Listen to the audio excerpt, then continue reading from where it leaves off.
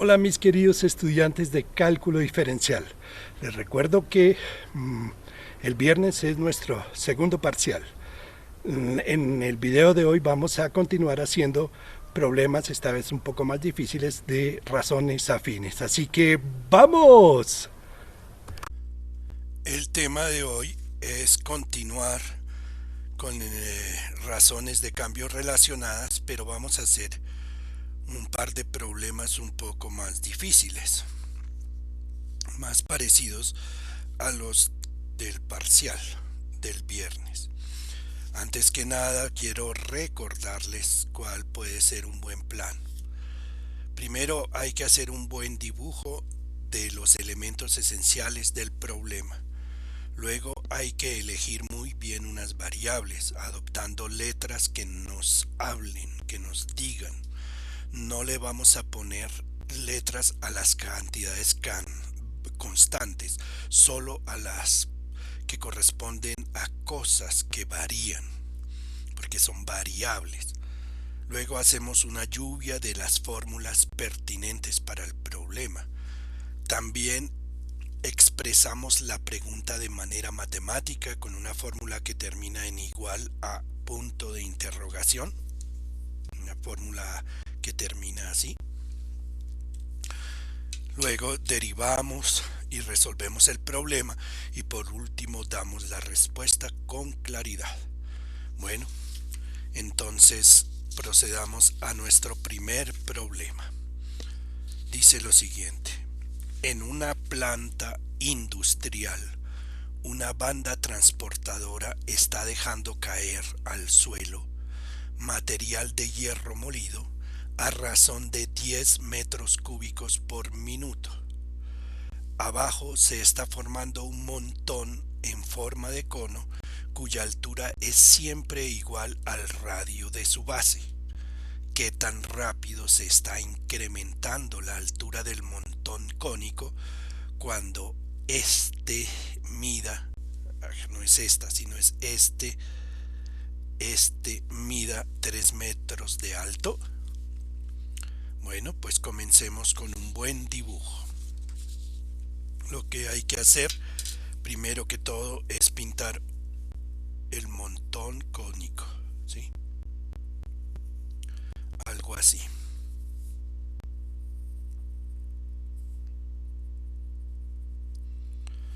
Ahí está. Y tal vez poner la banda transportadora que está arrojando el material de hierro.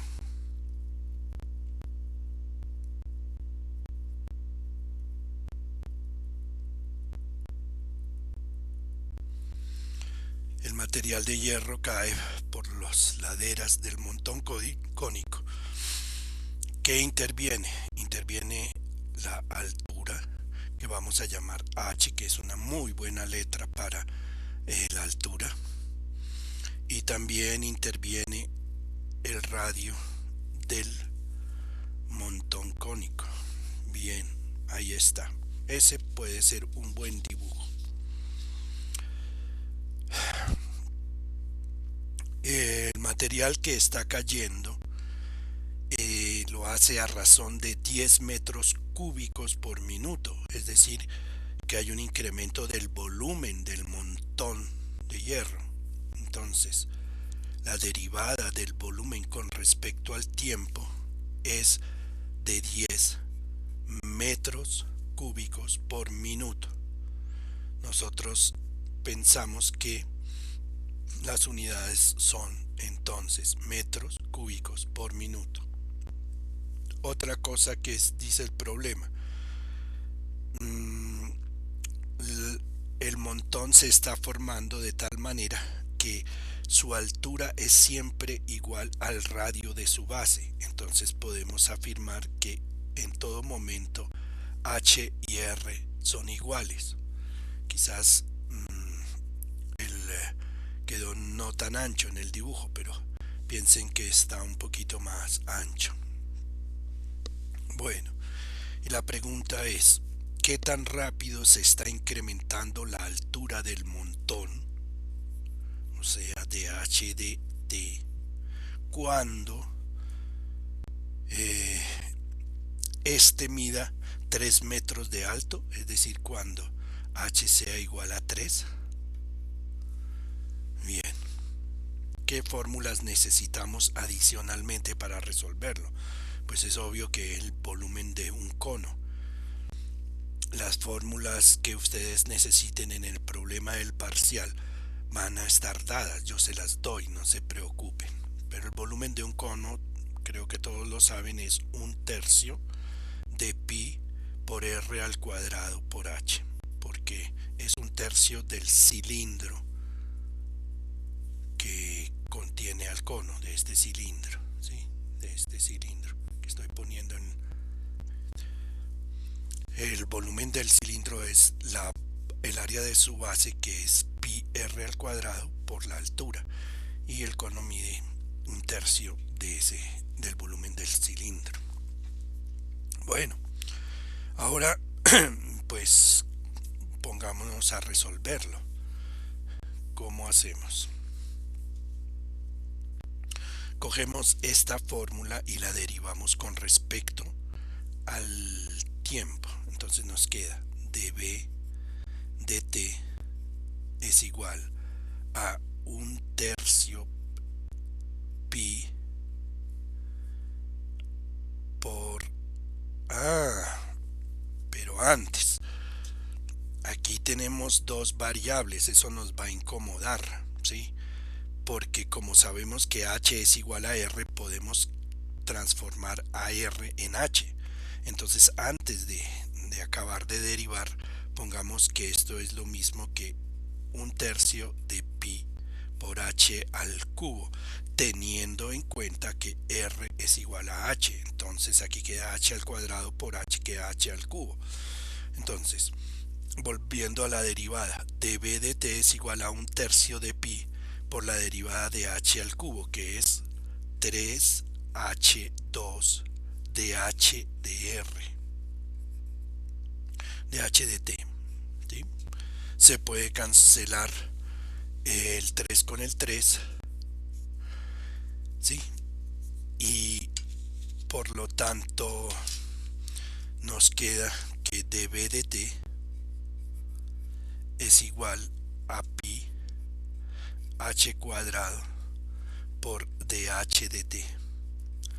Como lo que nos preguntan es dh dt, despejemos dh dt. Entonces nos queda dh dt igual a 1 sobre pi por h cuadrado dB dt. Y ahora dh dt cuando h es igual a 3, pues es muy sencillo, 1 sobre 3 al cuadrado 9, es decir, 9 pi por dB dt, que es 10 por 10. ¿Y eso qué nos da? Nos da 10 sobre 9 pi. Sí, y esa es la respuesta que entregamos. ¿En qué unidades? Pues sería en metros por minuto, por minuto.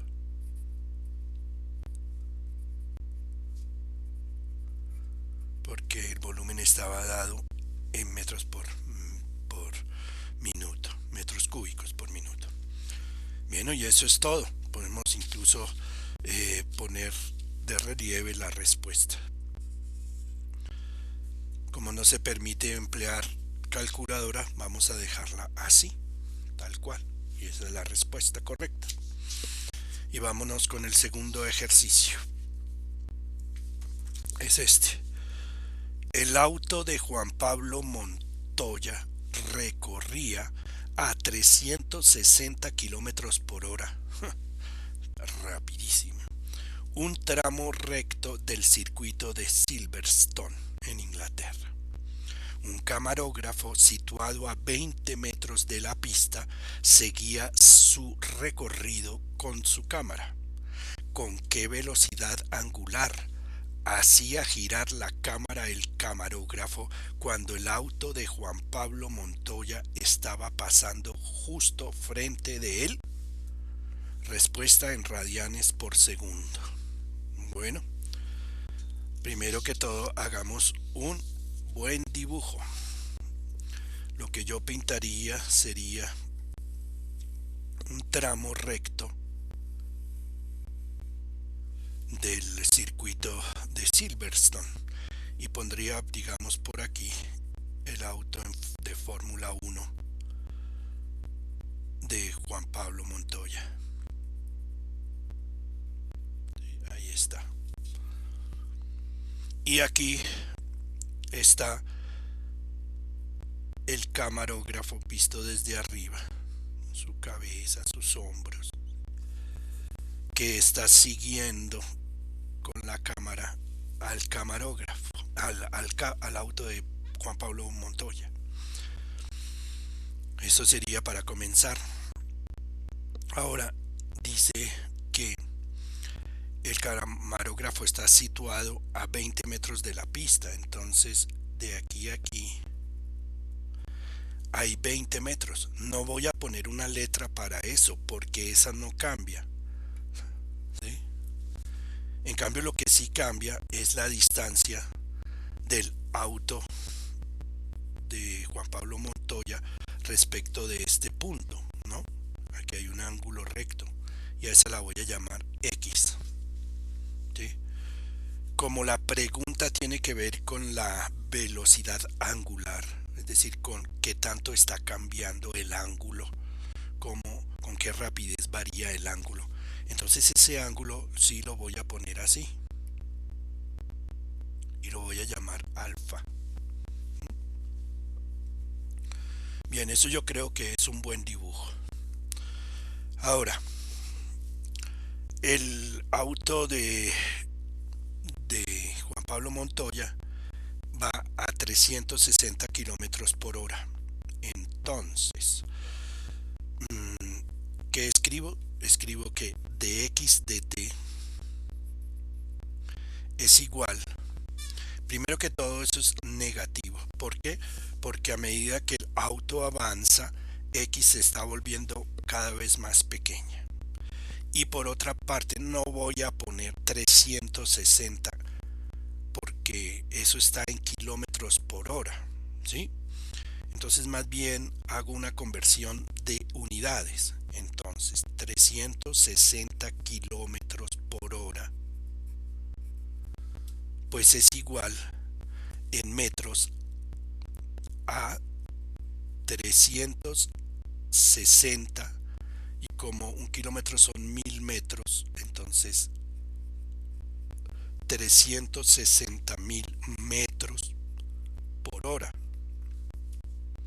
Ahora, una hora es igual a 60 minutos y cada uno de los minutos contiene 60 segundos. Entonces tiene una hora 60 por 60 segundos, que es lo mismo que 3600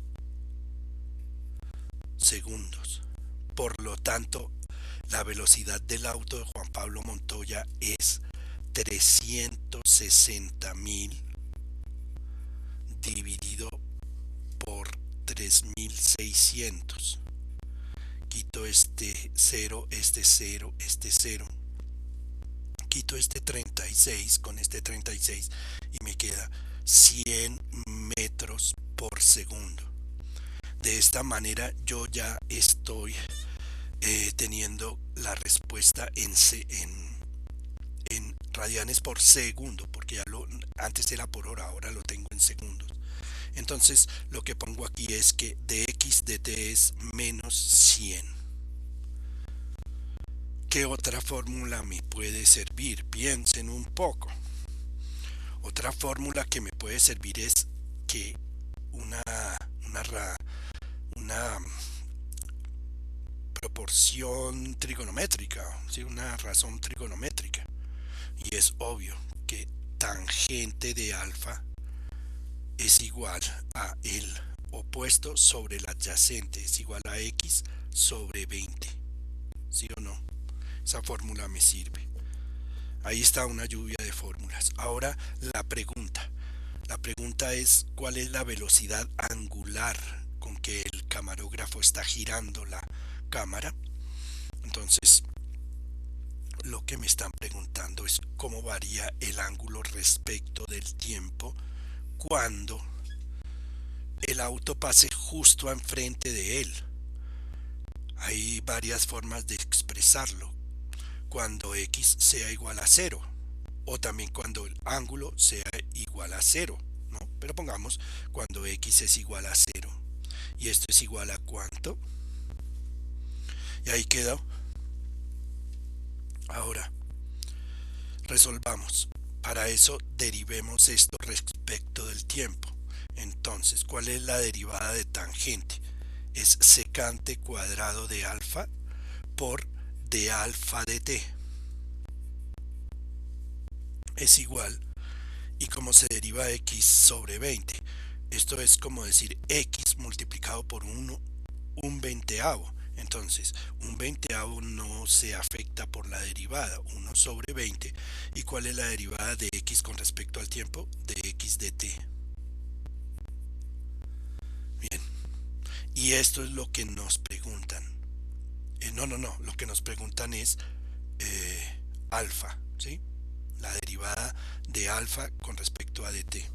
Entonces, de alfa de t es igual a 1 sobre 20 por secante cuadrado de alfa multiplicado por dx de t. Estamos despejando de alfa de t, que es lo que nos preguntan. Y ya quedó despejado. Ahora simplemente nos toca evaluar.